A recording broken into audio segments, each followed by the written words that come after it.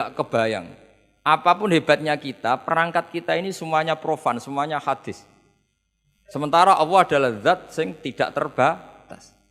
Sehingga ya sudah, kita tidak akan melihat secara utuh, secara sempurna sampai kita paham. Tapi seperti itu sudah bisa dikatakan melihat. Paham ya? Misalnya Anda melihat Merapi dari jauh, sudah bisa dikatakan melihat. Tapi jangan disuruh detail, pohonnya apa saja.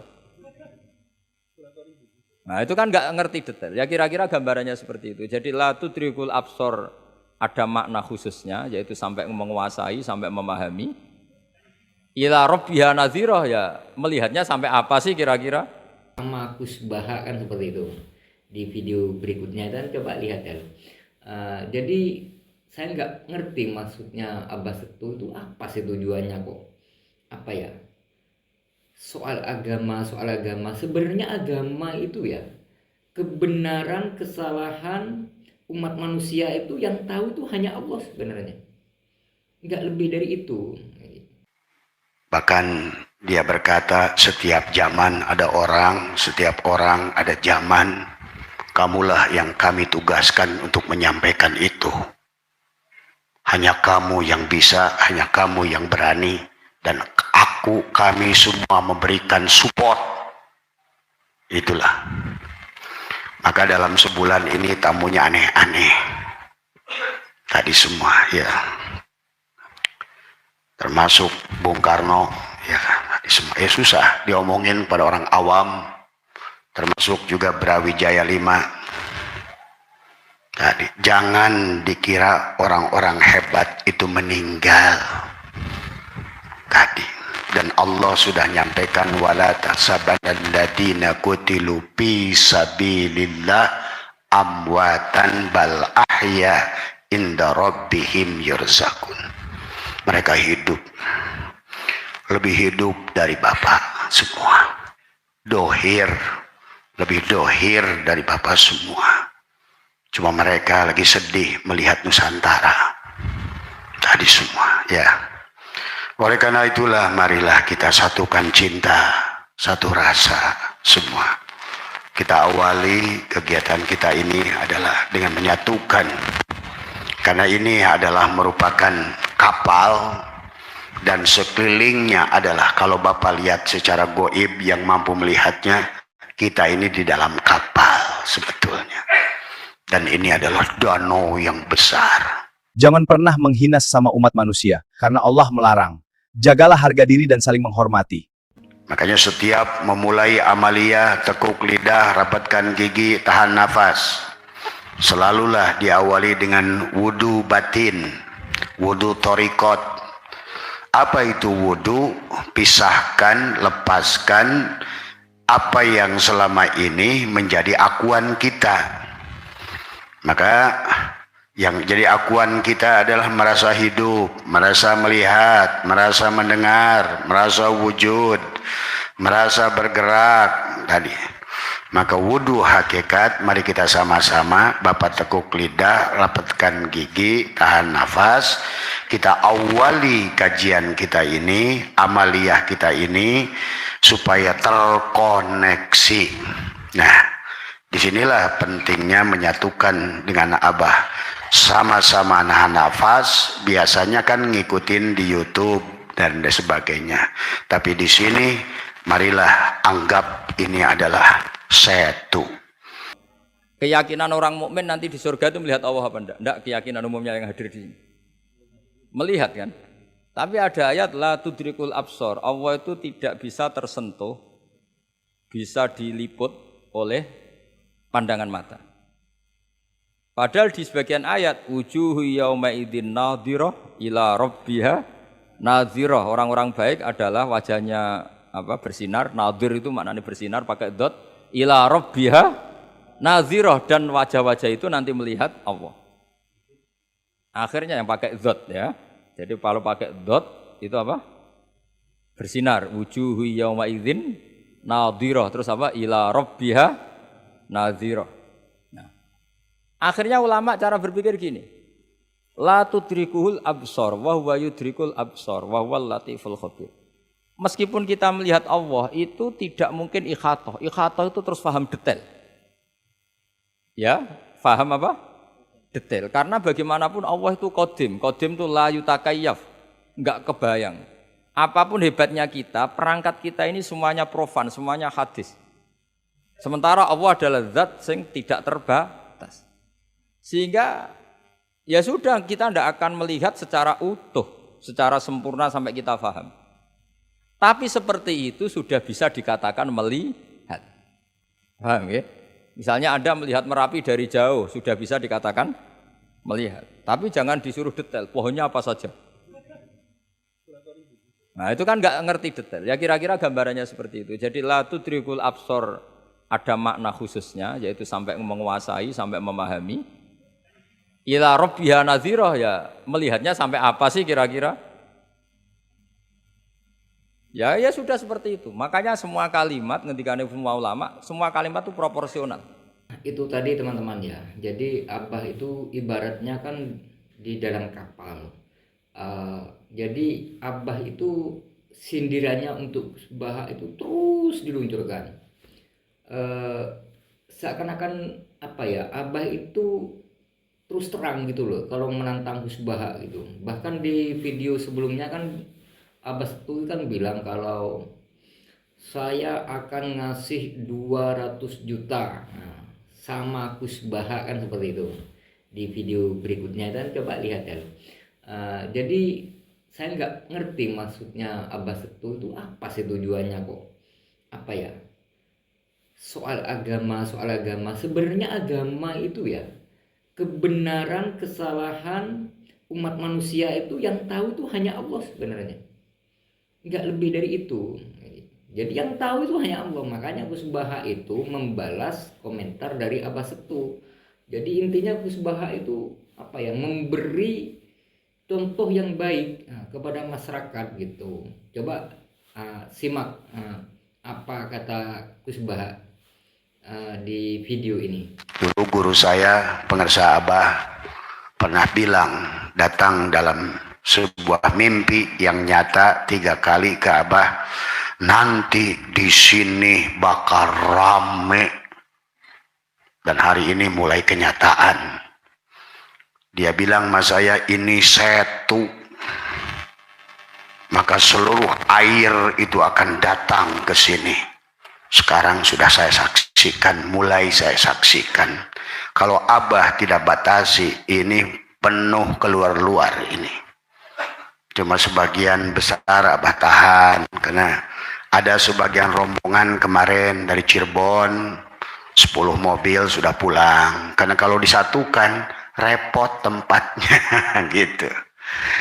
Cuman saya menangis tadi semua karena saya menyaksikan apa yang dikatakan guru saya. Pada saat majelis ini dibangun, Abah nggak kebesaran ini majelis. Wow, moal, kayak pilu. Katanya gitu. Ini setu. Tuh. Tahu nggak setu itu arti apa? Danau. Dan beliau berkata, inilah kapal Nabi Nuh. Sahanu naik, siapa yang masuk ke dalamnya aman. Guru saya yang bilang, dulu pas saya nggak kepikir jemaah kayak begini. Apalagi sekarang banyak Abah batasi jumlahnya, kegiatannya, karena tadi ya. Jadi pengarsa Abah itu bilang, dan sekarang alhamdulillah, bahkan seolah-olah dalam sebulan ini tokoh-tokoh mungkin yang Bapak tahu namanya tadi kayak Prabu Angling Dharma, Ratu Sima, termasuk juga Syarif Hidayatullah, termasuk juga silsilah saya Prabu Siliwangi, hadir dalam sebulan ini semua. Bahkan dia berkata, setiap zaman ada orang, setiap orang ada zaman. Kamulah yang kami tugaskan untuk menyampaikan itu. Hanya kamu yang bisa, hanya kamu yang berani, dan aku kami semua memberikan support. Itulah. Maka dalam sebulan ini tamunya aneh-aneh. Tadi semua ya. Termasuk Bung Karno ya, tadi semua. Susah diomongin pada orang awam. Termasuk juga Brawijaya 5. Tadi jangan dikira orang-orang hebat itu meninggal. Tadi. Dan Allah sudah nyampaikan wala tahsabanal ladina qutilu fi sabilillah amwatan bal ahya inda rabbihim yurzakun. Mereka hidup, lebih hidup dari Bapak semua. Dohir, lebih dohir dari Bapak semua. Cuma mereka lagi sedih melihat Nusantara. Tadi semua ya. Oleh karena itulah marilah kita satukan cinta, satu rasa semua. Kita awali kegiatan kita ini adalah dengan menyatukan.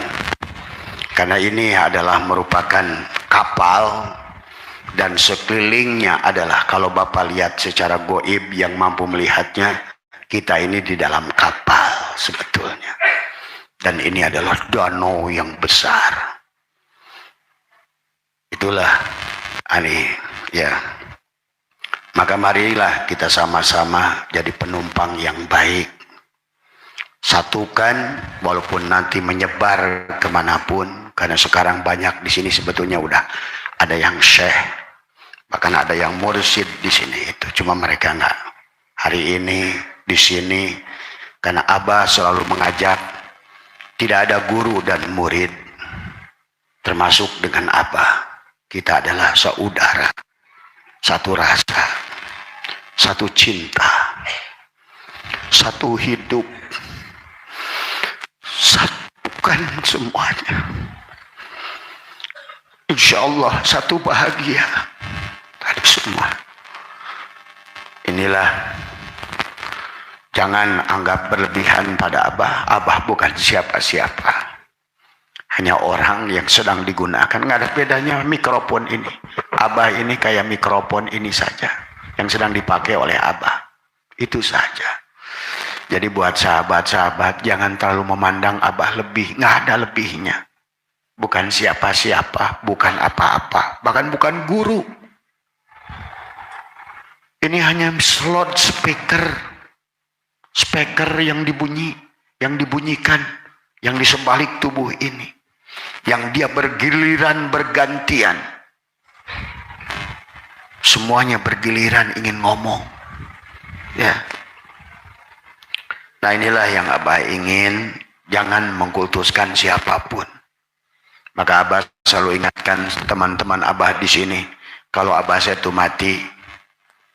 Kalau kalian mau bakar silahkan tubuhnya. Ya. Karena saya tidak mau perlihatkan yang aneh-aneh. Dan lain sebagainya. Mau dibakar boleh. Mau dikasih ke penangkaran buaya situ boleh. Mau dilempar ke laut boleh. Karena ini nggak ada harganya apa-apa. Tidak ada kemuliaan di tubuh ini. Nggak ada. Kita sama-sama sahabat. Marilah kita bersahabat. Maka itulah selalu Abah ajak. Abah ingin apa yang dicontohkan junjungan alam baginda Nabi, menganggap sahabat. Mari kita bersahabat. Sama rendah. Makhluk itu sama kedudukannya rendah. Cuma ada yang lagi dipercaya, ada yang lagi digunakan. Itu saja. Teman ya. Jadi orang yang suka mengaku dirinya pintar, mengaku dirinya paling baik, mengaku dirinya paling berilmu, bahkan sampai kalau Gus Baha menemukan ayat ini ya kan, saya kasih 200 juta kan seperti itu. Makanya itu termasuk golongan orang yang ngawur-ngawur gitu. Jadi saya nggak berpihak kepada Abah Setu, saya tidak berpihak kepada Gus Baha, saya di tengah-tengah saja gitu. Jadi cuman saya itu ingin menyampaikan kepada saudara-saudari muslimin dan muslimat dimanapun berada. Kita sebagai umat Nabi Muhammad SAW, sebagai umat muslim, di mana umat muslim itu sebenarnya tidak boleh bersenggolan. Bahkan walaupun kita bukan beda agama, misalkan beda agama, beda suku, beda bangsa, beda kulit, beda makanan, beda minuman, sebenarnya kita tidak boleh bersenggolan. Nah, itu kalau ajaran Rasulullah. Jadi kita harus hidup rukun, damai, seperti itu. Enggak, kalau orang Islam ini enggak seperti itu. Dia senggol-senggolan. Ya entah apa tujuannya ya saya nggak tahu ya tujuan mereka itu apakah apa ya. Memang sekarang itu gini ya teman-teman ya. Bungkus itu tidak sesuai dengan isi katanya. Jadi kadang-kadang bungkusnya itu bagus, rapi, apik, tapi isine kuwi wireng yo mambu yo penak. Rasane kuwi ya kuwi. Ya padane rokok itu lho, rokok Surya. Rokok Surya iki saiki kan ono sing rokok Gajah Baru mirip kan, mirip Surya. Ya seperti itu kan. Jadi kanca-kanca kabeh iki ayo rungokno iki pendapatnya sapa? Abah Setu iki piye pendapat Abah Setu iki? Coba rungokno ya pendapat Abah Setu iki piye? Setelah Gus Bahak menyampaikan koyok mau kayak tadi itu ya. Pendapatnya piye ngono. Teman-teman saksikan. Kira-kira kalau inginnya seperti itu kira-kira masalah apa enggak? Geger kan? Nah, itu termasuk apa saja apa enggak? Apa saja. Cuma yang itu jangan. Nah, itu ada analisis ulama, sehingga analisis ulama itu mengatakan begini, fama min amin illa wa yatakhayyalu fihi takhsisu. Saya ulang lagi ya, fama min amin illa wa yatakhayyalu fihi takhsisu. Enggak ada lafadz am kecuali kebayang ada taksisnya, kebayang ada pengkhususan. Karena ya otomatis itu otomatis. Kayak tadi misalnya sampean tak bilangin siapa saja enggak boleh masuk rumah saya.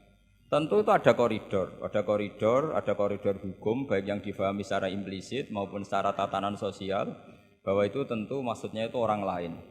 Jadi kalau gurunya, orang tuanya, anaknya, istrinya tidak akan masuk kaidah itu. Misalnya ya ayyuhalladzina amanu la tadkhulu buyutan nabiyyi illa yudana lakum. Wahai orang-orang yang beriman jangan masuk rumahnya Nabi kecuali dapat izin. Tentu ayat itu bukan untuk Sayyidah Aisyah, bukan untuk Hasan Husain, bukan untuk Sayyidina Ali, bukan untuk Sayyidah Fatimah, karena mereka orang-orang yang otomatis boleh keluar apa? Masuk. Makanya itu enggak gampang ya, menyimpulkan hukum dari Al-Qur'an enggak gampang. Misalnya gini, wa ahallallahu bai'a, Allah menghalalkan jual beli. Tentu enggak pernah kebayang termasuk di situ adalah jual beli narkoba, jual beli yang menipu, jual beli yang merugikan orang. Jual beli ini yang parah lagi ini, provokator ini. Jual beli wong wedok kan. Itu. Nah, nggak bisa kamu nerjemah gini, Allah menghalalkan jual beli apa saja. Karena apa saja ini bahaya untuk kasus-kasus yang diharamkan Allah Subhanahu wa taala. Lah pengecualiannya gimana caranya? Imma pengecualian cara berpikir gini, yang dihalalkan Allah pasti yang baik. Berarti terjemahnya Allah menghalalkan jual beli yang baik.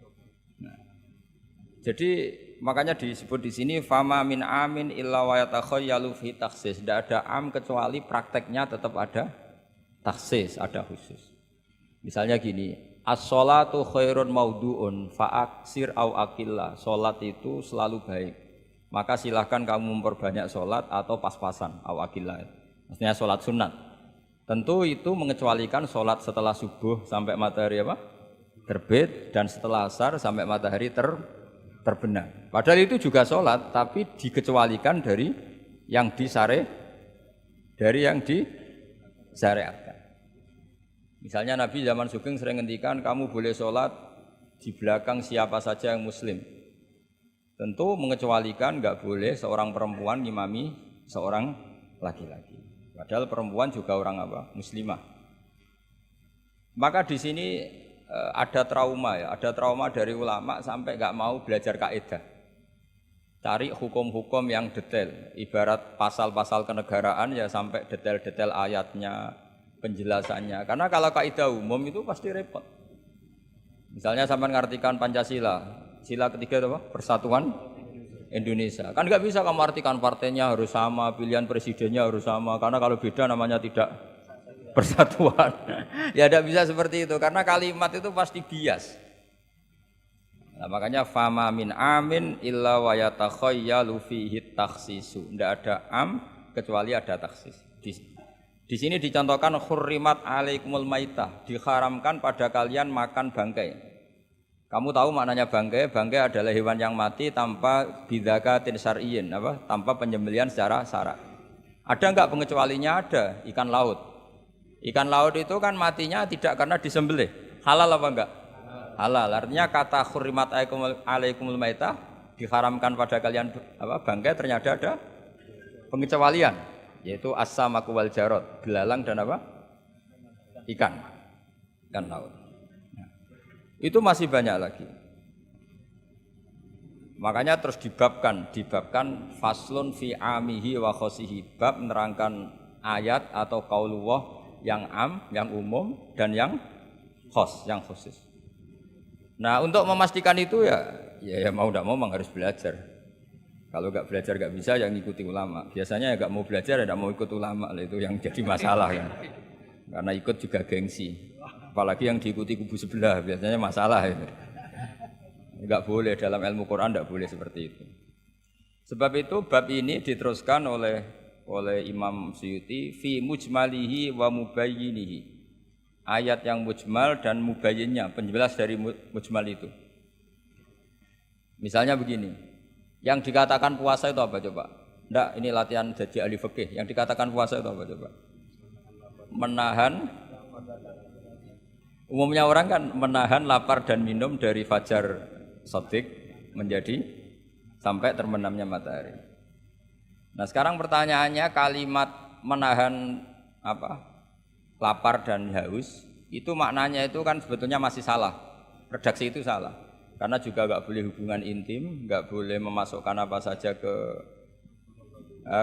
lubang dan sebagainya. Terus lalu batasannya sampai matahari terbenam. Ada beberapa daerah yang terbenamnya matahari itu tidak wajar. Sampai misalnya siangnya itu 22 jam. Atau kebalikannya, nggak ada matahari terbit, nggak ada matahari tenggelam kayak di kutub. Sehingga saya berkali-kali bilang, ulama Indonesia itu kenapa alim? Itu ya diantara faktornya itu ada unsur kebetulan. Sehingga ada katakan hoax. Coba kalau kamu jadi ulama di kutub, terus cerita, baca takrib di sana. Awal waktu sholat subuh itu dimulai dari tulul fajri shadiq sampai terbitnya matahari. Orang kutub mesti tertawa-tawa, mataharinya mana bah? Gitu. Waktu zuhur adalah ketika matahari agak tergelincir ke arah barat dari garis tengah. Wah, yang bener aja. Enggak ada matahari kok semua ukurannya matahari. Sehingga dalam ilmu falak astronomi diterangkan daerah yang enggak diliwati khotul istiwa, kalau dalam bahasa Indonesia disebut katulis istiwa, itu sebenarnya dari ilmu falak Arab, itu namanya khotul istiwa. Khotun itu garis, istiwa itu garis tengah. Khotul istiwa terus jadi bahasa Indonesia katulis istiwa. Kayaknya tidak mungkin lah orang Indonesia pertama ahli falak, mesti yang ahli dulu itu orang Arab, karena ilmunya dari Arab. Jadi dari kulaan terus dijadikan bahasa sendiri apa? Katulis istiwa. Seperti Taj Mahal itu sebenarnya dari bahasa Arab mumtaz mahal. Mumtaz itu spesial, mahal itu tempat. Terus bahasa Indonesia jadi apa? Taj Mahal. Itu kacau semua itu bahasa. Saya terangkan. Karena kita ngaji di Indonesia, kebetulan Indonesia termasuk daerah yang dilewati apa? Katulistiwa, sehingga waktu kita normal, trennya ya 12 sama berapa? 12. Nanti ada masalah itu misalnya kamu tadi di kutub, lalu puasanya gimana? Apa dikonversi, tetap polanya 16 jam, terus konversi per antar sholat itu kira-kira berapa apa? Jam? Taruh saja misalnya kamu sudah zuhur jam 12, ya trennya asarnya ya jam 3. Kan nggak mungkin habis zuhur jam 12, asarnya jam 1. Karena polanya tafawutnya antara zuhur dan apa? Asar itu 3 jam. Setelah zuhur sama asar sama maghrib polanya juga 3 jam. Maka yang seperti ini mau tidak mau harus ada pengecualian. Ketika Rasulullah misalnya ngendikan waktu asar itu khina yakunu dhillus syai' mislahu terus waqalilan misalnya. Waktu asar dimulai apa? Dhillus syai' mislahu. Jadi kalau sesuatu 1 meter bayangannya 1 meter. Lah pas lebih sedikit itu berarti sudah waktu asar kan gitu. Ukuran dulu kan enggak pakai jam. Ya. Terus habisnya waktu asar setelah matahari terbenam. Tentu dawuhnya Nabi seperti itu momentumnya di mana?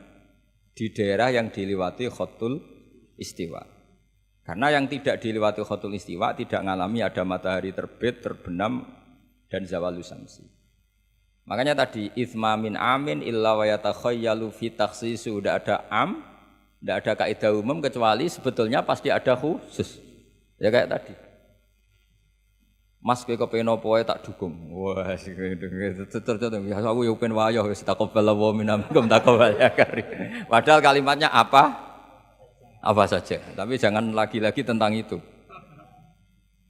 Kamu enggak bisa bantah, kan apa saja. Oh, dasar orang goblok gak pahaman kan mesti gitu, malah masalah besar itu. Sehingga di Quran itu selalu ada seperti itu. Misalnya ya sama lah misalnya, nikahi perempuan siapa saja yang kamu cintai. Ya tentu cinta yang kamu cintai itu tidak memasukkan ibu dan adik. Karena itu mahram apa? Pasti ada, orang pasti paham. Boleh menikahi perempuan siapa saja yang kamu cintai, asal muslimah, asal sholat. Secara kaidah asal muslimah, asal sholat kan memasukkan ibu dan saudara kandung atau adik kandung. Tapi kan enggak kebayang dalam nikah seperti itu. Jadi otomatis ada istisna. Makanya ini perlu dicatat ya, makanya jangan sering dalil ayatnya begini berarti memasukkan apa saja, tidak bisa. Itsma min amin illa wa yatakhayyalu fihi takhsis. Enggak ada ayat umum kecuali prakteknya ada takhsis, ada kekhususan. Jelas ya? Apa saja. Misalnya gini, bohong itu haram. Ya pasti tidak semuanya. Ada bohong itu wajib. Ada perempuan dikejar-kejar sama begal mau diperkosa, terus sembunyi di rumah kamu. Kamu wajib jujur apa wajib bohong? Wajib jujur apa wajib bohong? Wajib bohong. Kalau kamu jujur namanya kebodohan. Bukan. Pak, cawe dok mau ning ndi? Monggo teng mriki kula dudono. Itu tidak jujur, itu goblok gitu. Ya ingat ya kaidahnya itsma min amin illa wa yatakhayyalu fihi takhsis. Sudah itu aja dihafalkan. Nanti sudah pinter sendiri itu. Sudah itu aja. Apa? Itsma min amin illa wa yatakhayyalu fihi takhsis. Enggak ada kaidah umum kecuali di situ tersimpan takhsis atau aturan-aturan khusus yang terkecualikan. Itu pasti, itu otomatis. Karena enggak kebayang bahasa itu mewakili semua, itu enggak kebayang. Misalnya ada pembantu mesti dibilangin gini sama penyalurnya, ya kalau disuruh majikan apa saja turutin ya, disuruh ngelayani ya saja apa turutin, terus ngelayani diranjang ya taqabbalallahu minna minkum kan, tetap nggak bisa, kayak lafat itu nggak bisa. Kalau majikan kamu ingin apa saja turutin, tentu tidak memasukkan hal-hal yang dilarang agama. Itu juga misalnya mahasiswa, sama dosen nurut ya perintahnya apa saja ya apa saja yang dibolehkan, maksudnya bukan apa saja secara bebas. Nah itu di Quran juga gitu. Kalau ada ayat apa saja, sebetulnya di situ pasti ada apa? Takhsis ya, jelas ya. Itsma min amin illa wa yatakhayyalu fihi takhsis. Sehingga susah sekali cari umum yang tetap maknanya umum. Sekarang misalnya pertanyaannya lagi, ini ada beberapa kaidah. Qad yaqa'u tabyinu muttasilan nahwu minal fajr ba'da qawli al khaitul abyadu minal khaitil aswad. Ini lebih susah lagi. Lebih susahnya gini. Di Quran itu ada beberapa lafaz yang maknanya itu tidak semestinya. Saya ulang lagi, di Quran itu ada beberapa lafaz yang maknanya itu dari awal tidak semestinya. Nah, tidak semestinya ini oleh ulama ahli sastra Arab, ahli balaghah kalau dalam bahasa Arab disebut tasbih. Apa? Tasbih. Jadi kalau orang Arab sebetulnya ya sama, orang Arab, orang Indonesia sama dalam apa? Pemaparan sama. Kalau Zaid itu agak ganteng, agak yang gantengnya agak. Itu orang Arab bilang itu Zaidun kal qamar. Zaid itu ibarat rembulan. Tapi kalau ganteng sekali dan susah ditandingi, itu orang Arab akan bilang Zaidun qamarun. Zaid itu rembulan. Sehingga dalam kitab-kitab madaih, kitab-kitab yang memuji Nabi itu disebut anta samsun, anta badrun. Engkau ibarat matahari, engkau ibarat rembulan. Itu adat tasbihnya, kata seperti dibuang. Apa kata seperti? Dibuang. Sama di Indonesia juga sama. Kalau orang ahli orasi ilmiah yang ketika orasi itu kendel sekali, apalagi zaman revolusi, ketika ada orasi yang menggelegar disebut singa podium. Tidak seperti singa, tapi langsung dikatakan singa podium. Itu ada tasbih, namanya dalam bahasa Arab disebut apa? Tasbih. Nah problemnya ada beberapa ayat yang dari awal Allah menggunakan itu tidak untuk makna semestinya, tapi untuk apa? Tasbih. Tasbih itu ya tadi hanya menyerupakan, berhubung sesuatunya detail, adat tasbih, kata seperti itu dibuang. Misalnya gini, inna min azwajikum wa auladikum aduwwal lakum. Istri kamu, anak kamu itu musuh kamu. Oh, itu kan ngeri, masa anak sama istri dikatakan musuh. Nah, tentu itu ada proporsinya. Ketika anak istri kita tidak menopang kesalehan kita, tidak menopang ketaatan kita, maka perilakunya sebagaimana musuh. Tapi ketika mereka baik, benar-benar baik, kata Nabi, sebaik-baiknya pemberian dari Allah dan sebaik-baiknya mata udunya adalah almar'atus solihah, wanita yang solihah, yang membantu kamu menjadi orang baik.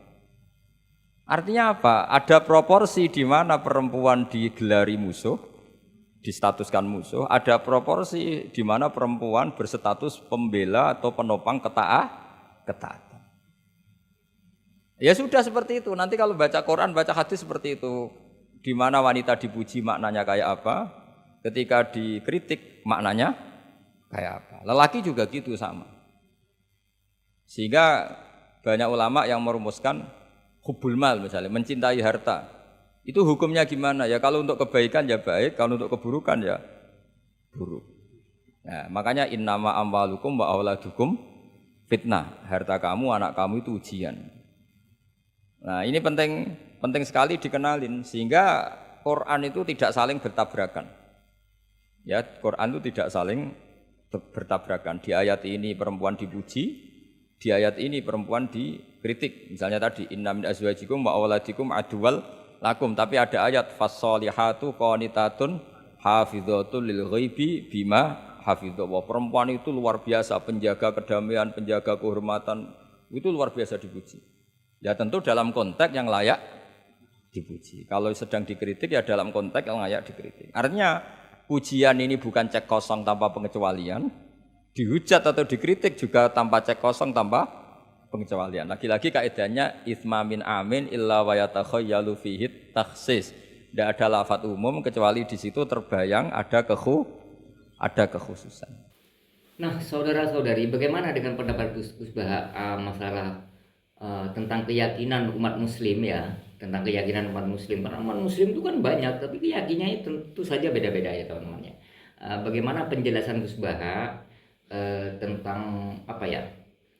Tentang umat manusia di surga yang disebutkan Gus Baha ini ya, menurut Abah Setu tadi kan kita itu sekapal ya kan, keluarkan sifat dengki, sifat iri, sifat bodoh dari jantung kan gitu tadi ya.